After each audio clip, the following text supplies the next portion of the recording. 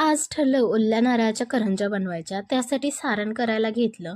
त्यामध्ये 1 ते 2 चमचे तीळ घेतले. ते भाजून घेतल्यानंतरनं एक खवलेला नारळाचा खीस घेतला आणि तो पण छान परतून घेतला. त्याच्यानंतरनं वेलची पावडर आणि तिळाची पावडर टाकली आणि त्यानंतर गूळ टाकला. हे सर्व छान मिक्स करून घेतलं. त्यानंतरनं पीठ मळून घेतलं. गव्हाच्या पिठाच्या आपण या करंज्या बनवणार आहोत.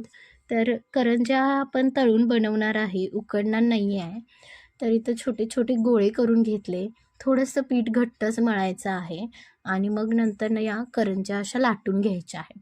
पारी लाटून घेतल्यानंतर त्यामध्ये सारण भरून घ्यायचं आणि त्याच्या ज्या कडा आहेत, ते छान बंद करून घेण्यासाठी इथं आपण मुरड घालायची आहे. खूप छान सुंदर डिझाइन या मुरडची होते. अशा पद्धतीने सुंदर अशी मुरड तुम्ही घालू शकता. मम्मीला मदत करण्यासाठी मी पण इथं मुरड घालायला चालू केली. मम्मी पाऱ्या लाटून देत होती आणि मी मुरड घालत होते. थोडासा वेळ जातो मुरड घालण्यात, पण खूप सुंदर अगदी आखीव-रेखीव पद्धतीने ह्या मुरड घालून होतात. तर तुम्हाला ही मुरड कशी वाटली हे मला कमेंट करून नक्की सांगा. व्हिडिओ आवडला असेल तर चॅनलला लाईक, शेअर आणि सबस्क्राईब करायला विसरू नका. तेल गरम झाल्यानंतर आपल्याला या करंज्या तळून घ्यायच्या आहेत. 1 दिवस आड करून आपले लाईव्ह सेशन होत आहेत. 2 वाजता आपण लाईव्ह रेसिपी दाखवत असतो.